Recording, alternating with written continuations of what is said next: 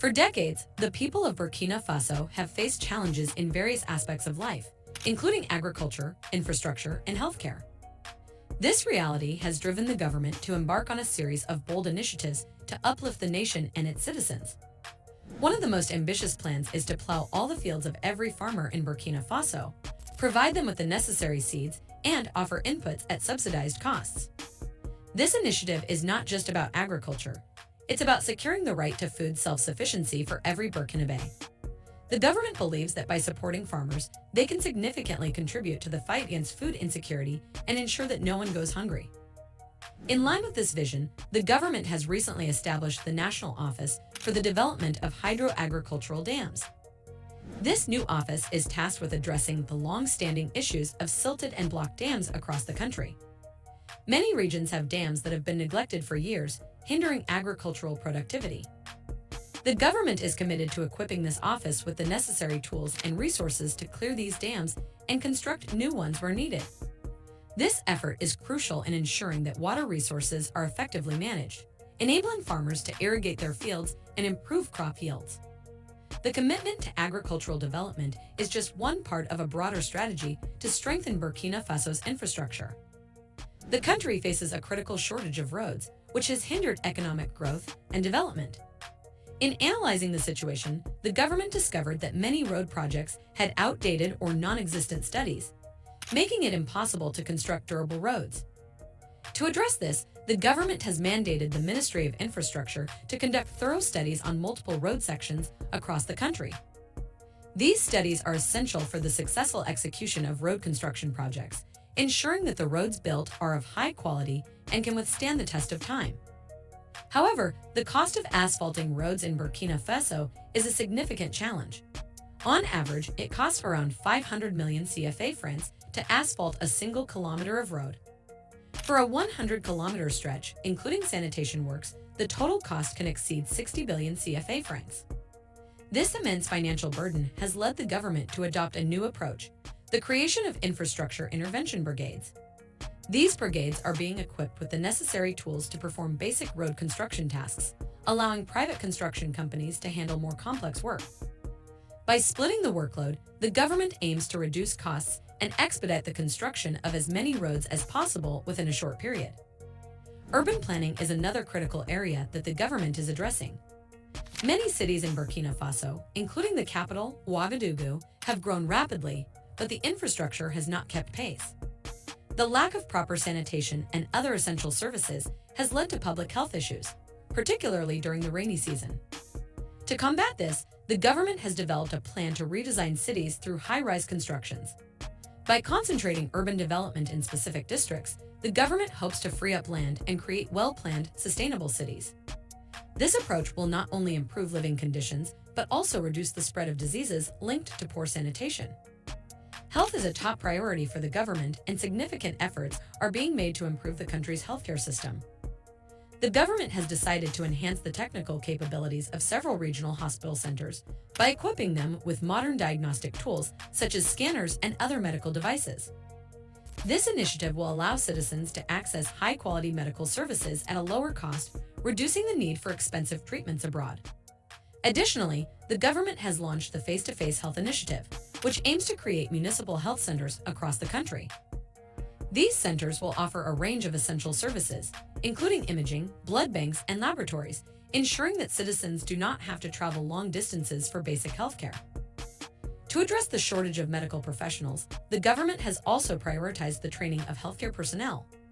Recognizing the importance of specialized care, efforts are being made to support doctors in fields such as cardiology.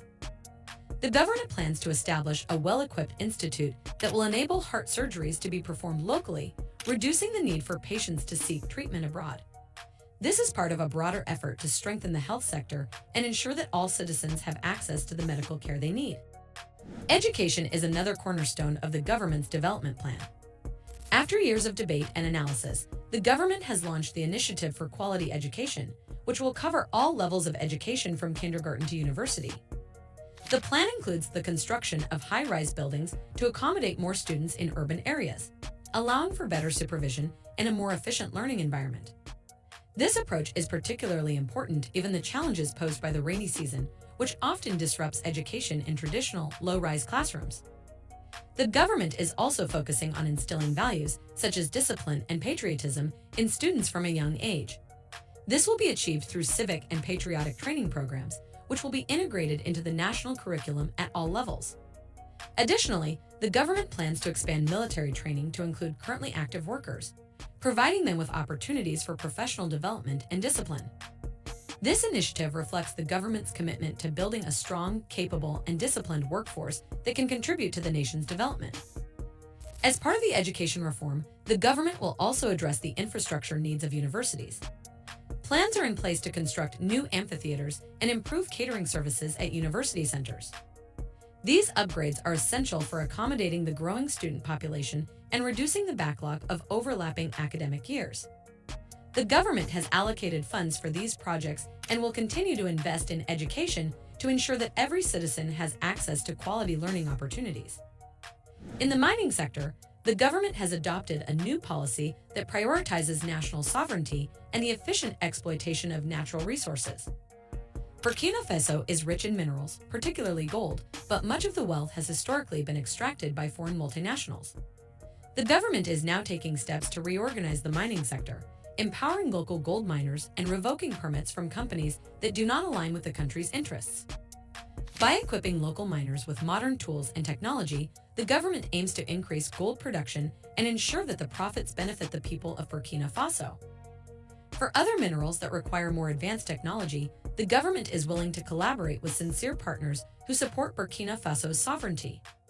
A new mining code, currently being debated in the National Assembly, will impose stricter regulations on foreign companies, ensuring that the state receives a fair share of the profits. This new policy reflects the government's determination to harness the country's natural resources for the benefit of its citizens, rather than allowing foreign entities to reap the rewards. Energy is another sector where the government is taking decisive action.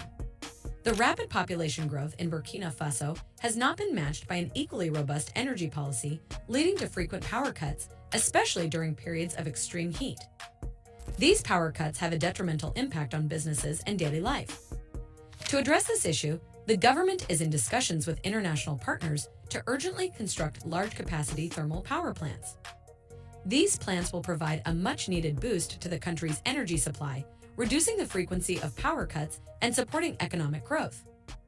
While these thermal power plants are a short-term solution, the government is also pursuing long-term energy sustainability through the development of nuclear power. Although this process may take time, the government is committed to exploring all options to ensure a reliable and sufficient energy supply for the nation. The energy sector reforms are part of a broader effort to modernize Burkina Faso and position it as a leader in sustainable development in Africa.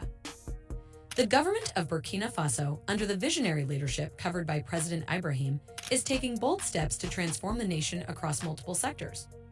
From agriculture to infrastructure, health, education, mining, and energy, these initiatives are designed to uplift the country and improve the quality of life for all citizens. As these projects unfold over the next 5 years, Burkina Faso is poised to become a model of self-sufficiency and innovation, setting the stage for a brighter, more prosperous future. If you enjoyed this video, don't forget to subscribe and leave a like.